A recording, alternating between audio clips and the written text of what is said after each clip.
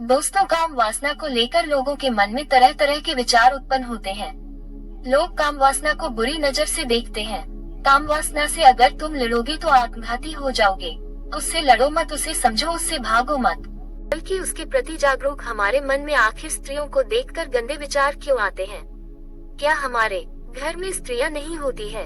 हमारी माँ भी तो एक स्त्री है, हमारी बहन भी एक स्त्री है। फिर क्यों हमें अन्य स्त्रियों को देखकर उनके प्रति आकर्षण होता है? हमारा मन ये क्यों चाहता है कि हम उसके साथ कोई संबंध बनाएं? हमारे मन में उनके प्रति गलत गलत विचार आने लगते हैं। हम नहीं चाहते फिर भी आ जाते हैं। आखिर ऐसा क्यों होता है? यह मन हमारा घर है और इसमें हमारी इजाजत के बिना कोई भी नहीं घुस सकता। अगर कोई घुसने की कोशिश भी करे तो हम उसे घुसने नहीं देंगे। उसी प्रकार जब आप अपनी बहन या माता को देखते हो तो आपके मन में गंदे विचार नहीं आते, पर जब आप किसी अन्य स्त्री को देखते हो तो आपका मन उसको अपनी ओर आकर्षित करता है। ये छोटी सी कहानी है जो आपके सवालों का जवाब देगी। जब सिद्धार्थ यानी गौतम बुद्ध अपने अपने राज्यों को छोड़कर चले जाते हैं, तब सिद्धार्थ के पिता पूरा प्रयास करते हैं कि वह सिद्धार्थ को ढूंढ लें। सिद्धार्थ के पिता अपने मंत्रियों को सिद्धार्थ को ढूंढने के लिए भेजते। राजा का मंत्री अपने सैनिकों के साथ सिद्धार्थ को ढूंढने चला जाता है, पर वह सिद्धार्थ को नहीं ढूंढ पाता है।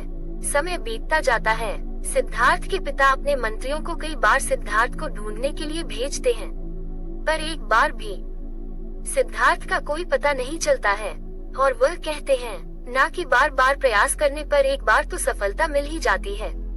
एक दिन अचानक ही राजा के मंत्री को ये पता चल जाता है कि सिद्धार्थ को एक राज्य में देखा गया है। राजा का मंत्री सूचना मिलते ही उस राज्य में पहुंच जाता है और सिद्धार्थ को ढूंढ लेता है। वह सिद्धार्थ के पैर पकड़ लेता है और सिद्धार्थ से कहता है, आपका पूरा परिवार और आपका पूरा राज्य आपके बिना रो रहा है, आप कृपा करके मेरे साथ चलिए। तब सिद्धार्थ मंत्री से कहते हैं, मुझे क्षमा करो, परंतु मैं तुम्हारे साथ वापस नहीं चल सकता, क्योंकि मैं यहाँ वापस चलने के लिए नहीं आया, पर मैं तुम्हें एक वचन अवश्य देता हूँ, मेरे सभी प्रश्नों के उत्तर मुझे मिल जाएंगे, तब मैं वापस जरूर आऊंगा। मंत्री सिद्धार्थ की बात मान लेता है और वापस चला जाता है। समय बीतता गया और फिर सिद्धार्थ को आत्मज्ञान की प्राप्ति हो जाती है। सिद्धार्थ ने वचन दिया था कि जब उन्हें आत्मज्ञान की प्राप्ति हो जाएगी तब वह वापस अपने राज्य में अवश्य जाएंगे। सिद्धार्थ अपने कुछ शिष्यों के साथ अपने परिवार से मिलने के लिए चल देते हैं। रास्ते में एक नगर पड़ता है। सिद्धार्थ वहां उस नगर में रुक जाते हैं। सिद्धार्थ के आने की सूचना राजा को मिल जाती है। राजा अपने मंत्रियों को सिद्धार्थ को साथ लेकर आने के लिए भेज देते हैं। मंत्री और सिद्धार्थ का सारथी दोनों गौतम बुद्ध के पास पहुंचते हैं। अब सिद्धार्थ नहीं रहे, वह बुद्ध बन गए थे। दोनों बुद्ध के पास पहुंचते हैं और उन्हें प्रणाम करते हैं। जिस नगर में गौतम बुद्ध रुके हुए थे उस नगर का नाम वैशाली था। वैशाली नगर के सभी लोग उनके दर्शन के लिए इकट्ठे हो जाते हैं। तभी सभी लोग देखते हैं कि उनके समक्ष एक बहुत ही सुंदर स्त्री आती है और उस स्त्री का नाम आम्रपाली होता है। वह वैशाली नगर की नगर वधू थी। ये कहा जाता था कि उस समय दूर दूर तक उस स्त्री के समान कोई सुंदर नहीं था। सभी राजा महाराजा उसे पाना चाहते थे।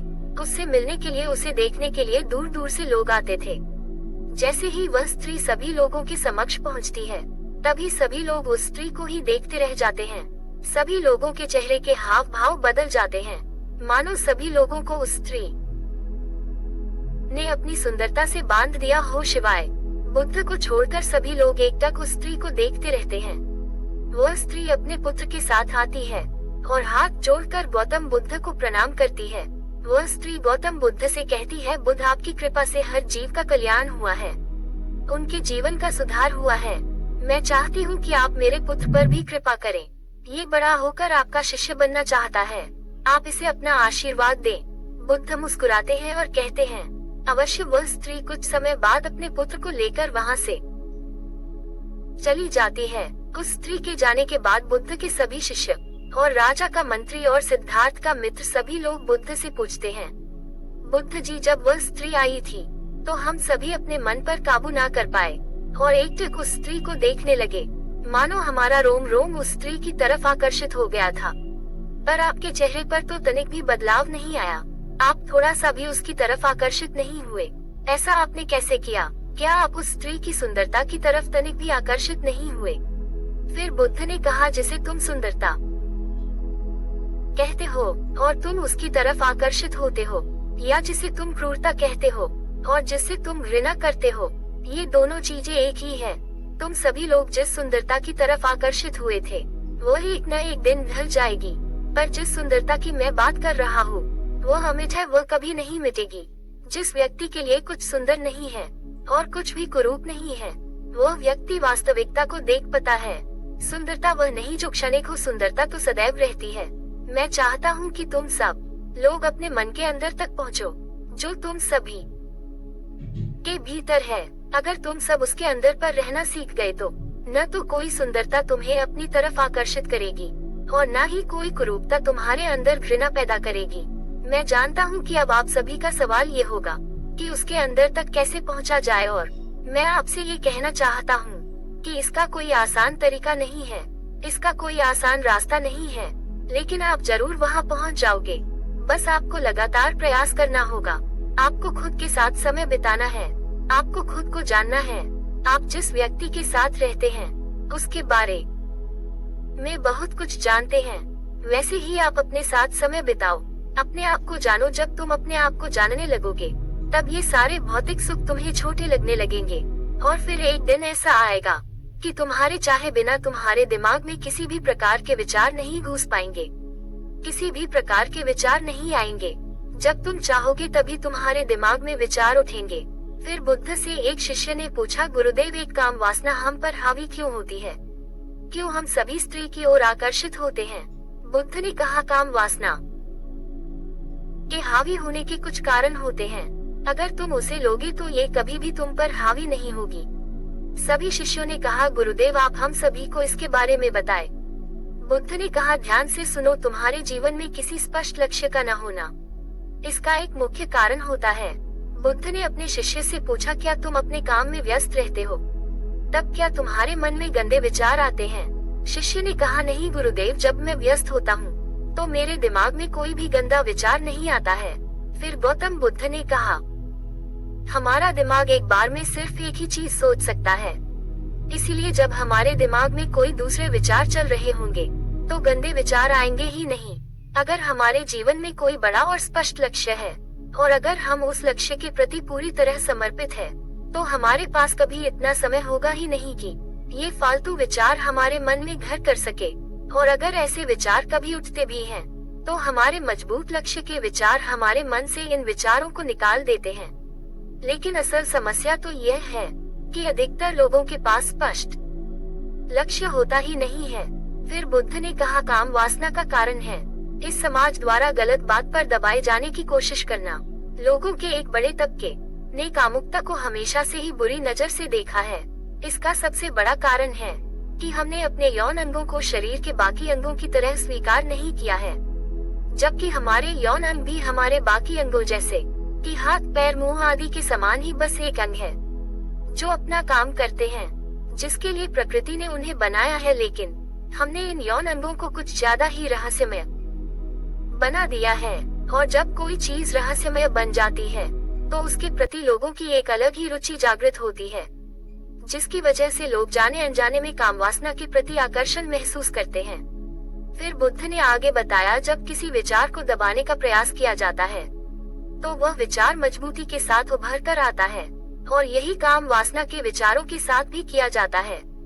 बुद्ध ने कहा, अगर मैं तुमसे कहूँ कि तुम सब आम के बारे में बिल्कुल मत सोचो, तो तुम्हारे मन में पहला चरित्र किस चीज का आएगा? शिष्य ने कहा, गुरुदेव, मेरे मन में पहला चित्र आम का ही आएगा। बुद्ध ने कहा, इसी प्रकार जब हम गंदे विचारों को जबरदस्ती रोकने का प्रयास करते हैं तो वह हमारे मन में मजबूती के साथ उठते हैं। इसीलिए कभी भी विचारों को दबाने की कोशिश न करें। शिष्य ने कहा, हाँ गुरुदेव, ये तो मैंने भी महसूस किया है। बुद्ध ने कहा, एक कारण ये भी है कि हम अपने विचारों के प्रति जागरूक नहीं रहते कि हमारे मन में कैसे विचार चल रहे हैं।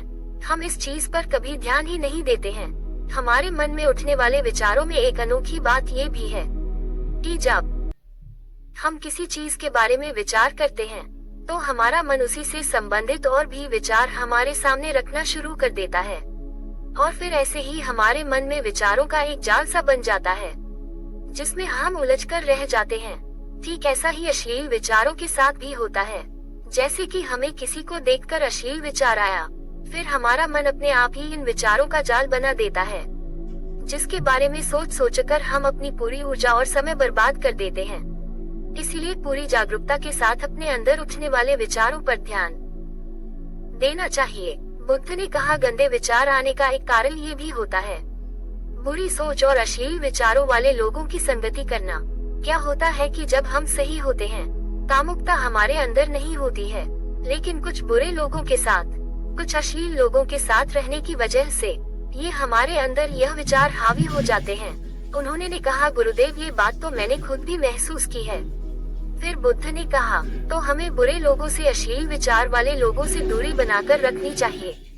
बुद्ध ने कहा, हम काम वासना को रोक तो नहीं सकते, लेकिन हम इसे सिर्फ रूपांतरित कर सकते हैं, और हम इसे प्रेम और ध्यान के माध्यम से रूपांतरित कर सकते हैं। जब हम ध्यान में होते हैं तो हमारी काम वासना की ऊर्जा हमारी खुशी और हमारे आनंद में परिवर्तित हो जाती है।